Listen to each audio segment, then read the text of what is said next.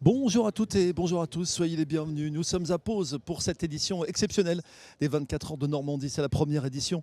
24 heures, oui, mais 24 heures en plusieurs fois, c'est le principe. Aujourd'hui, donc en ce vendredi 1er mai, ce sera donc 12 heures. On commence dans quelques minutes, vraiment dans quelques instants, à partir de midi et jusqu'à minuit. Et puis, deuxième épreuve, demain samedi, de 7 heures, donc entre 12 heures et 19 heures. Enfin, dernière épreuve, ce sera dimanche, donc de 5 heures entre 11 heures et 16 heures.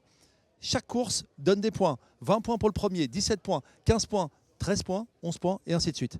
Et à la fin des 3 courses, on fera le total évidemment de ceux qui seront en tête de ce classement. Voilà tout simplement le principe. Les bateaux sont sur la ligne de départ. Alors c'est une ligne évidemment tous au niveau du ponton. Voilà, il y a un petit peu de vent. Pour l'instant, la météo est plutôt clémente ici sur pause. Voilà, tous les bateaux donc, sont sur le ponton.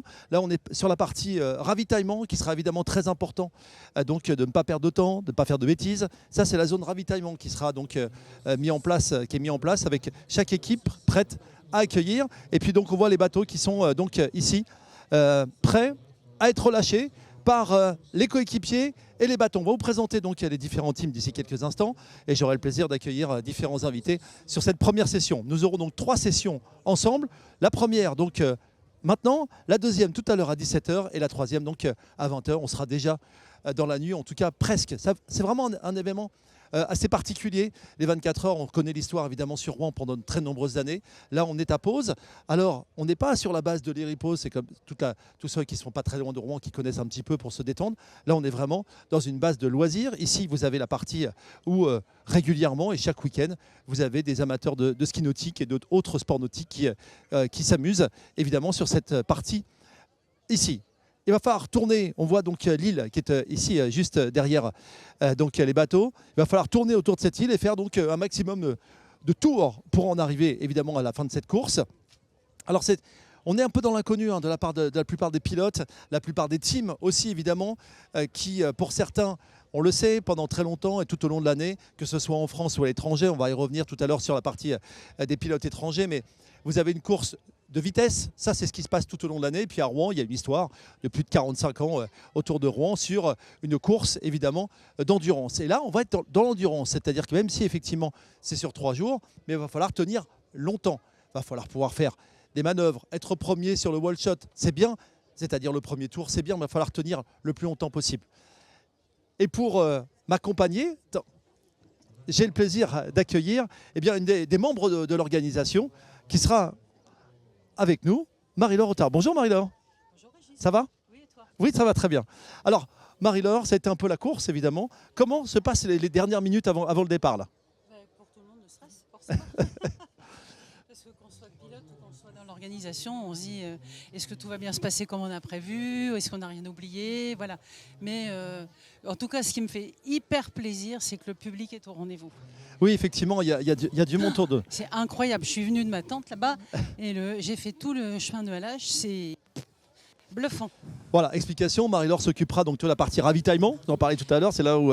Alors, pas ravitaillement, c'est la gestion du ponton de ravitaillement pour être sûr que toutes les règles sont respectées et que les pilotes émargent quand ils descendent, quand ils reviennent, à quelle heure, etc. Très bien. Voilà. Et évidemment, dans des règles de sécurité, parce qu'on est aussi sur la zone où on remplit les bateaux. Donc il y a des grosses pénalités s'il y a des débordements. Donc on a fait un briefing ce matin, j'ai fait un briefing ce matin, pour que tous les ravitailleurs soient bien au courant de toutes les règles. Très bien. Là, on met les bateaux en place. Oui. On sait que dans les courses de vitesse, on est sur le ponton. Là, on met tout le monde aligné, c'est ça? Alors là, c'est ce qu'on appelle un départ lancé. Donc là, ils sont en train de se placer en attendant que tout le monde soit à l'eau. Et donc après, le bateau starter va partir. Derrière, ils vont suivre. Ils vont se placer, comme pour ceux qui ont connu Rouen, chacun va essayer de trouver la meilleure place possible. Donc ils vont faire un tour de formation derrière le bateau starter. Et quand le commissaire de l'Union internationale motonautique jugera que les bateaux sont placés correctement, il abaissera le drapeau vert et là, la course démarrera. Vous avez été dans l'organisation de bateaux aussi, vous avez effectivement toute une histoire avec cette course. On est comment là, quelques minutes du départ? Oh là là, j'ai les papillons dans le ventre. Voilà, donc là, ça y est, c'est parti. Le bateau starter est en train de mettre en ordre de marche le peloton qui passe devant nous là. Alors, est-ce qu'on a validation que tous les bateaux ont pris l'eau? Là, je ne sais pas parce que D'accord. quand je suis partie de ma tente, il en manquait, mais je ne sais pas depuis. 2, 4, 6, 8. De toute façon, un bateau qui est en retard ne peut plus. Là, c'est trop tard. Il sera obligé de mettre à l'eau après, une fois C'est ça. que la course sera lancée. C'est Voilà. ça. Donc on a toujours ces interrogations, évidemment, à chaque fois, de savoir. Un mot sur l'organisation. Oui, Parce qu'effectivement, il y a eu, il y a quelques années, déjà une course ici sur pause. Deux Oh, courses ouais. sur pause. Là, on est sur l'endurance, vraiment. Oui, exactement. Alors, comment ça a été mis en place? Il y a 3 jours? Ah bah plus que ça. Oui, il y a 3 jours de course. Non, il y a 3 jours de course. Oui, oui, oui. Il y a 3 jours de course. Donc aujourd'hui, 1er mai, bon, date historique évidemment. Hein. Et pourquoi historique? Parce que c'est la trêve de la batellerie le 1er mai et que ça va nous permettre de naviguer autour de l'île, notamment sur le bras de navigation des péniches. Parce qu'effectivement, au Qui niveau ne des seront pas images, là aujourd'hui. au niveau des images, là, on est sur un bras tranquille, Ouais. plutôt de loisirs, j'expliquais tout à l'heure. Mais de l'autre côté de l'île que l'on voit donc sur l'image là, eh ben, on est sur la Seine. Hein. Exactement. Voilà. Donc, et sur la Seine, c'est commercial. Voilà, Voilà. tout simplement. Donc aujourd'hui, c'est trêve de la batellerie, donc on peut faire le tour de l'île. Et ça fait un peu penser l'île La Croix, Bien sûr. évidemment, pour les nostalgiques. C'est ça. Par contre, demain et après-demain, donc le circuit sera différent, enfin le même demain et après-demain, mais il sera ici et on verra Sur la cette course. zone-là où on est. Exactement. Et on verra donc les bateaux aller et venir. Très bien. Voilà, ça c'est pour ceux qui viendront nous rejoindre au fur et à Ouais. mesure de ce week-end. On parle d'organisation. Oui. C'est le rire, j'aime beaucoup le terme. Est-ce Rouen que- Inshore Racing. C'est ça, Voilà. c'est le Rouen Inshore Racing. Donc comment tout ça s'est mis en place depuis, j'imagine, une bonne année facilement? Alors un petit peu moins, enfin on va dire depuis fin 2025, et puis on a une réunion par semaine depuis début 2026. Peut-être il faut qu'on regarde quand même. On va la voir nous à l'image. On va Je la voir vois pas, l'image. moi. Voilà, effectivement. on va avoir un œil évidemment sur le départ qui est en train d'être donné puisqu'on sent que ça accélère évidemment au niveau des bateaux. On va rester Ouais. comme ça de ce Je côté-là. parlerai de l'organisation après parce que ça c'est plus Il important. n'y a pas de souci, Marie-Laure. Voilà. C'est pour ça qu'on est là. La course est partie donc pour ces premiers bateaux et c'est déjà le bateau numéro 13, G7, qui avait des soucis de vitesse tout à l'heure. Visiblement, ça s'est bien passé. Et sur les bateaux, voilà, et c'est le dernier, c'est Maverick, c'est un des bateaux issus de pilotes internationaux. Ça, c'est un élément évidemment très important. On va y revenir. Voilà, ce premier départ officiel est lancé donc pour 24 heures de course. Il va falloir gérer le temps Oui. et les petits soucis techniques, mais qui ne sont pas un Exactement. stress, qui ne devraient pas être un stress quand on court sur 24 heures normalement. Alors non. Ça, c'est la théorie. C'est la théorie. Donc là, il y a des équipiers. Tu parles de stress pour les concurrents. C'est ça. Voilà. Donc s'il n'y a pas d'anomalie, tout va bien. Il continue à tourner. Et s'il y a des anomalies, il remonte aux grues. Et donc là, les équipiers viennent chercher le bateau, le ramènent au paddock et vont régler comme on va chez le garagiste, hein, mais C'est ça. en un peu plus rapide. Parce que Voilà. attends, on répare rien ici. On répare. Ah, c'est interdit. C'est interdit. On n'a absolument pas le droit de réparer au ponton pour des raisons de sécurité. Et voilà, ça serait Bien bizarre.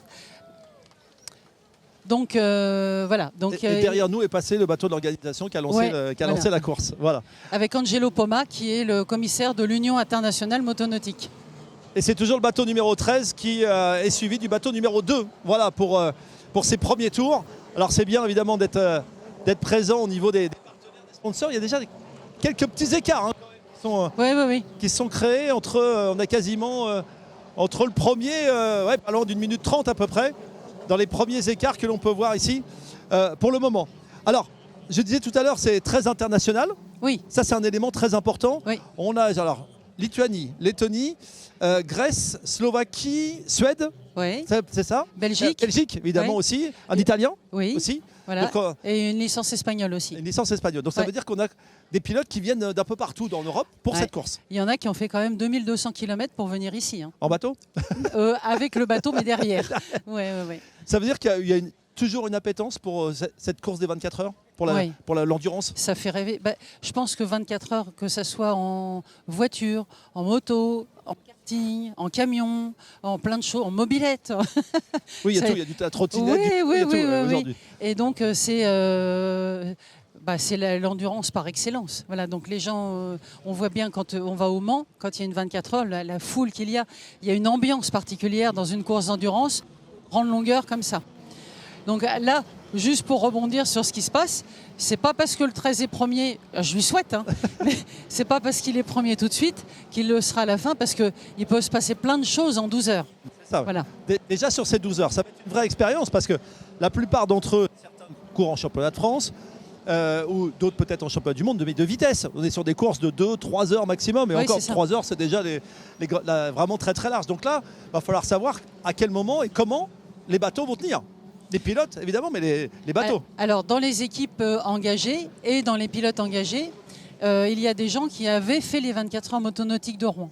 Donc, ils savent à peu près comment, enfin la plupart, comment gérer la durée, la fatigue, l'organisation, etc. sur des grandes longueurs. Mais comme ça fait quand même déjà 7 ans, oui, on n'a pas eu de 24 heures à Rouen. Il y a des pilotes qui sont plus vieux, qui ont arrêté. Il y en a des nouveaux qui sont arrivés. Il y a des enfants. Il y a des enfants. Les fils d'eux, entre guillemets. Voilà.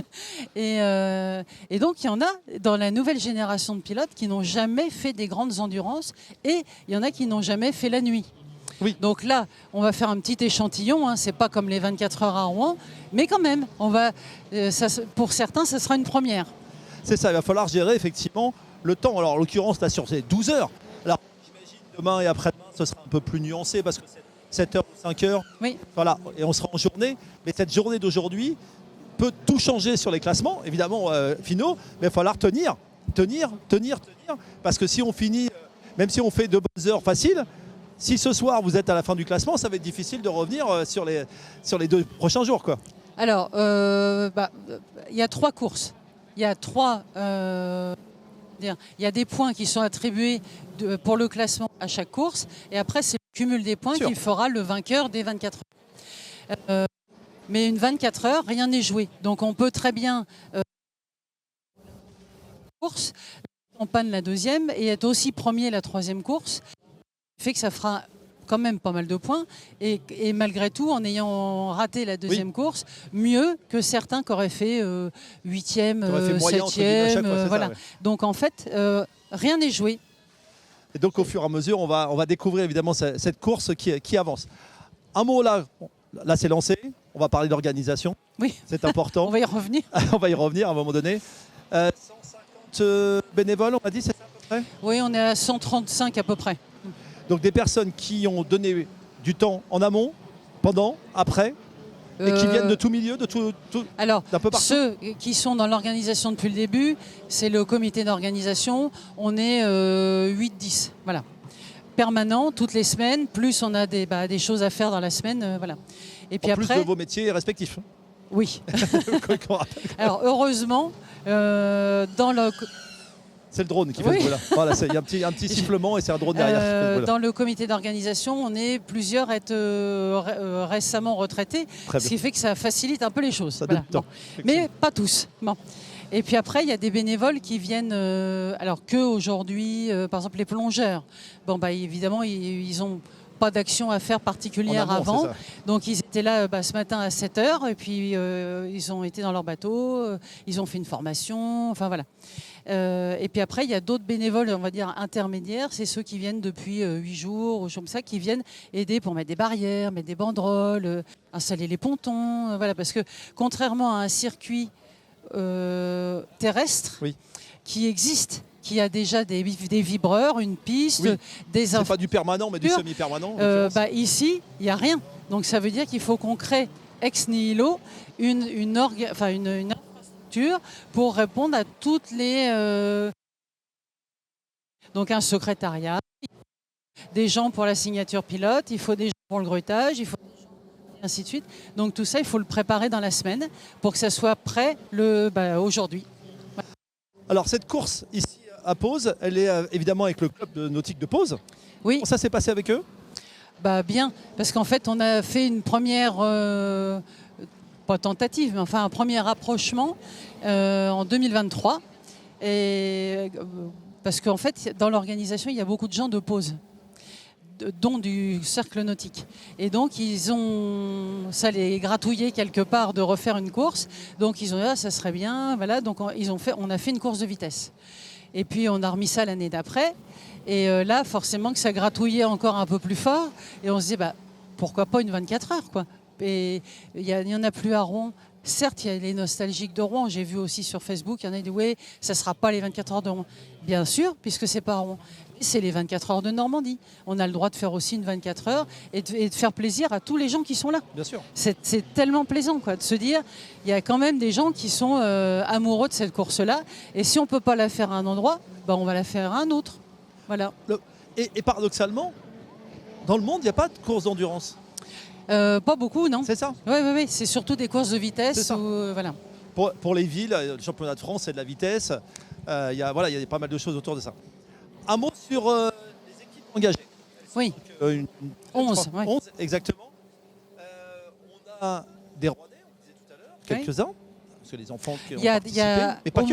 Il y a des bateaux, c'est des gens, je pense par exemple Club Motonautique Normand.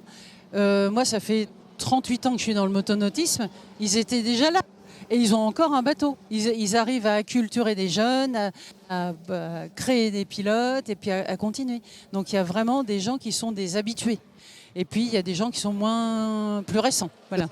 Voilà, on a donc un bateau qui vient donc, Lituanie et Lettonie. Mons qui a une histoire évidemment très forte avec la course, même s'il devait y avoir une course d'ailleurs ce week-end qui a priori n'a pas lieu. En fait, eux sont aussi organisateurs d'une course à Mons en Belgique sur un plan d'eau superbe, mais pour des raisons que je n'ai pas évoquées, n'ont pas pu l'organiser cette année. Et donc, ça tombe, pas bien, parce qu'on aurait préféré qu'il y en ait deux. Mais en tout cas, là, ils viennent en tant que concurrents. Voilà. Mais ils ont des Suédois aussi. C'est ça. Leur équipe. Il y a vraiment beaucoup de nationalités. Est-ce qu'il y a des favoris? Est-ce qu'on peut déterminer des favoris? C'est compliqué. Alors, je suis dans l'organisation, donc joker. Très bien, j'accepte voilà. la notion de joker. Je ne veux d'ennui avec personne. Alors, quand on est en vitesse, on peut plus facilement donner des favoris parce que ça se joue sur peu de temps et on connaît les pilotes qui sont des pilotes de vitesse. Bon. L'endurance, on peut être un excellent pilote de vitesse. Si la mécanique ne tient pas, s'il y a un aléa de course, voilà. Donc en fait, plus la course est longue, moins les favoris sont vraiment des favoris. Voilà. L'expérience est un élément ouais. important. Comme disait un pilote que j'ai toujours apprécié, Jimmy Revers, il disait tant qu'on n'a pas passé la ligne d'arrivée, on ne sait pas qui va gagner. Voilà. Oui, l'expérience des 24 heures l'a montré sur beaucoup de... En tout cas, là, pour l'instant, on a 11 bateaux qui sont toujours là. On a déjà eu... on a déjà eu sur Rouen, évidemment, ou ailleurs, où après 2-3 tours, il a fallu déjà regarder et vérifier des choses. Oui. Pour l'instant, ça se passe bien. Un mot sur ces deux parties. Cette partie-là où on est, juste derrière nous, on est sur un bras de Seine tranquille. L'autre côté, sur la Seine, il y a des arbres qui tombent. Il peut se passer, il y a plein de choses qui peuvent arriver. On l'a su évidemment dans l'histoire de Rouen, évidemment. Là, il y a aussi moins de risques, dites-moi, par rapport à ça. Alors déjà, il y a moins de risques qu'à Rouen. Pourquoi? Parce qu'ici, on est en amont du barrage et il n'y a pas de phénomène de marée, de descente, l'espèce de chasse d'eau qui remonte et qui redescend et la renverse et tout ça. Donc les épaves ont été ramassées. Je ne suis pas en train de dire qu'il n'y en aura pas. Bien sûr. Parce qu'une branche qui tombe d'un seul coup, on ne peut pas le prévoir. Mais néanmoins, on a toiletté et il n'y a pas de mouvement comme on pouvait avoir à Rouen. Voilà. Donc c'est mieux. Ça, c'est effectivement un élément. Est-ce qu'à terme, 24 heures non-stop, ça fait partie des idées qui sont mises en place? C'est trop tôt pour le dire. Faisons step by step. On a fait des courses de vitesse. Là, on fait une 24 heures en 3 fois. On va voir comment nos nouveaux pilotes, par exemple, réagissent à la nuit. Parce qu'ils ne vont pas voir comme de jour. Ils vont voir, mais beaucoup moins bien. Donc il y en a, je me souviens, dans les dernières éditions des 24 heures, des nouveaux pilotes qui arrivaient, ils disaient mais on ne voit pas bien la nuit. C'est la nuit, comme en voiture. comme en voiture. Donc il faut être plutôt vigilant. Donc faisons déjà bien cette édition-là, et puis après on réfléchira, mais c'est beaucoup trop tôt pour le dire. Merci beaucoup, alors. Mais je t'en prie, Régis. Bon courage. Ouais. Et puis, on va faire un petit point course et puis je vais avoir un autre invité d'ici quelques instants. Oui, pas de problème, à ta disposition. Mais pas de souci, on se retrouvera pour faire un petit point sur tout ça. Ça marche. Merci bien. Je t'en prie. Merci Marie-Laure Otard, donc membre de l'organisation qui sera très utile et très précieuse tout au long de cette course. Alors, j'avais normalement un invité qui est reparti et qui va revenir d'ici quelques instants. On a toujours un œil sur cette course. On va essayer de voir un petit peu après 25 minutes de course où on en est évidemment.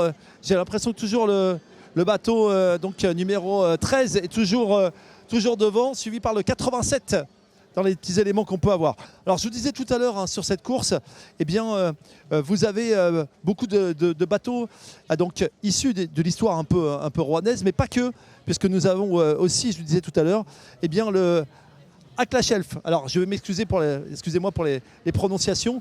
Donc c'est le bateau numéro 69, Lettonie et Lituanie.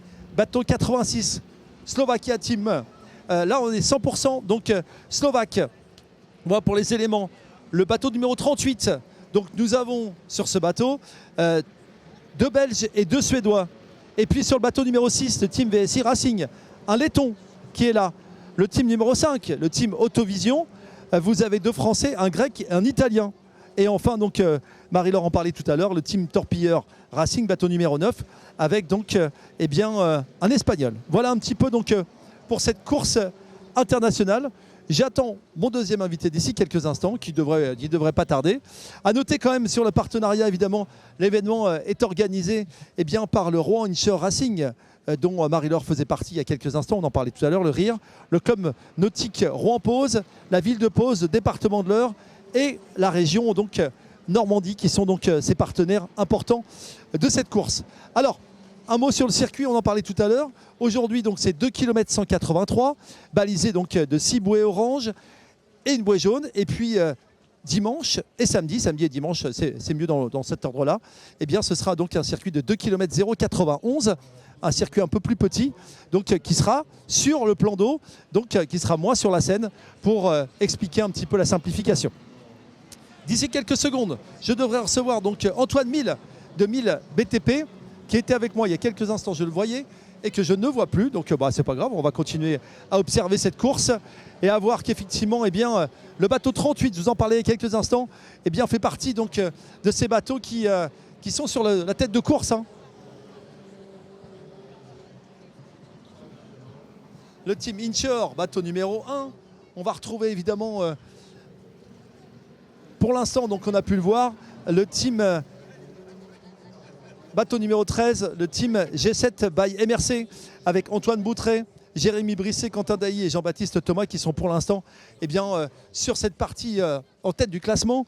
Alors, à noter qu'on a 3 pilotes qui ont déjà gagné la course de Rouen, en tout cas qui ont participé, qui ont déjà gagné, quelle que soit la catégorie. Antoine Boutret a déjà participé, Jérémy Brisset, on est vraiment sur... Une équipe de briscards, de spécialistes, même s'ils n'ont pas tous 50 ou 60 ans. C'est des très jeunes, mais qui ont l'habitude évidemment de courir sur ces courses d'endurance. Donc ce sera vraiment à suivre et observer. Dans les équipes un petit peu avec de l'expérience, on notera donc le team numéro 9, le team Torpilleur Racing.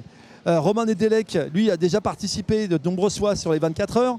Le team Twax MRK Racing, le bateau numéro 2, avec Nelson Morin, Peter Morin, là encore, des anciens pilotes et vainqueurs des 24 heures motonautiques.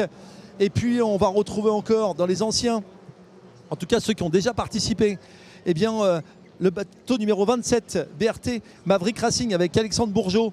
Lui aussi a déjà participé de nombreuses fois. Voilà donc pour ceux qu'on peut citer comme ça un peu à la volée dans les teams. Alors quelques éléments de règlement. Sur cette course, eh bien, un pilote ne peut pas plus de conduire que 2 heures. 2 heures maximum. Ça, c'est un élément évidemment important. Donc, à bout de 2 heures, on aura les changements de pilote. Ce sera tout à l'heure, donc vers 15 heures. Voilà les derniers éléments. J'attends mon invité, j'attends toujours. Voilà, je vous le dis, voilà, ça arrive. J'avais un invité qui était prévu et qui était là il y a quelques minutes et qui est reparti. J'espère qu'il va pouvoir me rejoindre d'ici quelques instants. Et on a un œil évidemment sur la course qui se passe derrière moi, avec toujours le bateau donc, numéro 13 qui mène cette course. Au vu des éléments, je vous parle d'éléments visuels évidemment, on aura régulièrement donc, les classements. Voilà, bateau donc G7 qui est est suivi par le bateau numéro 2 de Team Twax. Je vous parlais d'expérience tout à l'heure. Nelson Morin, Peter Morin, Thomas Cléré. Bateau numéro 38, c'est le bateau belge, Mons Auto Team, puis le bateau slovaque, puis ensuite le Team Incher Performance. Voilà ce qu'on peut voir évidemment au moment où on se parle sur cette course. Alors pour l'instant, un élément évidemment à rajouter de tout cela, c'est que nous avons évidemment des incertitudes météorologiques. Alors la pluie pour les bateaux, ce n'est pas très grave, mais on nous annonce de l'orage et donc peut-être potentiellement du vent. Et s'il y a du vent, évidemment, il va falloir gérer les bateaux. Mon invité est en train d'arriver. Il est là et c'est Antoine Mille. Bonjour monsieur, vous allez bien? Bonjour Antoine, ça va bien? Bah écoutez, ça va très bien, avec ce beau temps c'est nickel. C'est parfait. Alors Antoine Mille, bonjour. Présentez-nous un petit peu cette entreprise, Mille BTP, c'est votre société? C'est ça. Alors nous on est installé à Heudebouville, exactement. Ça va faire 9 ans. On est spécialisé dans le terrassement, aménagement d'extérieur, piscine, tout ce qui va être enrobé, tout ce qui va être début de chantier, fin de chantier, tout ce qui va être pour les constructions de maisons, de venir faire le vide sanitaire. Après, tout ce qui va être la fin pour faire les aménagements extérieurs, tout ce qui va être clôture, terrasse. C'est le BTP en général, quoi. Voilà, c'est ça, exactement. Alors, juste, posez juste le micro sur votre menton. Y a pas de souci. Voilà, ça va être beaucoup mieux parce que c'est après, on vous entend moins. Alors, votre histoire, c'est quoi? C'est pas dans le BTP ou pas du tout? Pas du tout, pas du tout. Sauf que j'ai toujours adoré les machines. C'était une passion. Mon grand-père était fermier. Du coup, j'ai toujours conduit les tracteurs, etc. Mais, passionné par les machines, voilà, d'abord, par les gros camions et tout ça. Et puis voilà, après on y va, go go go. Et puis écoutez, ça fonctionne pour l'instant en tout cas. Et entre la passion des gros véhicules et puis être sur le terrain tous les jours et en faire son métier, il y a une petite différence quand même. Comment ça a germé au fur et à mesure du temps? Écoutez, c'est la confiance en soi déjà pour commencer, d'être pro, d'être vraiment pro. Et puis après c'est le bouche-oreille qui fonctionne. Vous avez été salarié d'abord? Vous avez tout de suite à votre compte assez rapidement? C'est ça, j'ai travaillé un peu avec mon père au début. Et puis après, j'ai lancé la société quand j'avais 20 ans. Très bien. Aujourd'hui, vous avez 29. Donc ça fait 9 ans? C'est ça, exactement. Effectivement. Vous êtes combien aujourd'hui au sein de la société? On est une petite dizaine. Très bien. Avec des gens qui sont spécialisés dans chaque métier, c'est ça? Il y a maçonnerie, il y a une équipe de maçonnerie, après c'est que des équipes de terrassement. Très bien. Un mot sur ce lien avec le bateau. Passionné de bateau, parce que du coup, comme vous dites au club nautique de Pose, j'ai mon bateau ici déjà depuis 6 ans. Approchez-vous dans la caméra. Voilà. Et du coup, donc, passionné de bateau. Pour faire quoi d'habitude? Du wakeboard. D'accord. Du ski nautique, quoi. Tout ce qui va être ski nautique, et puis voilà, quoi. Et entre en faire un sport de passion, entre guillemets, et puis être là ici par rapport à l'événement. C'est passer un bon moment, puis donner un peu de sponsor, quoi. Voilà, hein, exactement, hein, pas plus que ça. Hein, puis voilà. Vous voyez il y a du monde, voilà, sur les quais. J'imagine que c'est une satisfaction. Écoutez, oui, en plus on a du beau temps comme on a dit tout à l'heure. Du coup, carrément, ouais, c'est super cool, quoi. J'espère que le temps va tenir, par contre. C'est ça qu'on a peur. Est-ce que vous avez un bateau favori? J'ai pas encore eu le temps de regarder, je vous avoue. D'accord, ok. Pas encore. Mais ça va être aussi un moment de partage. Vous avez une tente ici sur le site. Exactement. Donc pour partager avec les gens, avec tout le monde, avec les équipes. On va aller les voir dans les stands. Voilà, histoire de passer un bon week-end, quoi. Ça va être sympa. C'est ça. Voilà. Merci beaucoup. Il n'y a pas de souci. Merci à vous. Je vous souhaite une bonne journée à vous. Merci beaucoup. Voilà, donc j'étais avec Antoine Mille, donc le dirigeant de Mille BTP. Alors c'est toujours un moment un peu stressant, hein. Donc on n'a pas, c'est toujours un peu compliqué de passer en télévision et d'expliquer un petit peu les choses. Donc voilà un petit peu les éléments qu'on pouvait vous dire à midi et demi. On ne va pas continuer plus pour l'instant.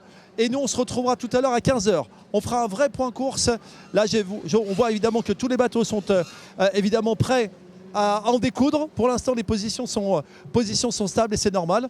On se retrouve vers 15h pour un deuxième point course. Merci aux équipes d'AS Prod et on se retrouve tout à l'heure. Merci.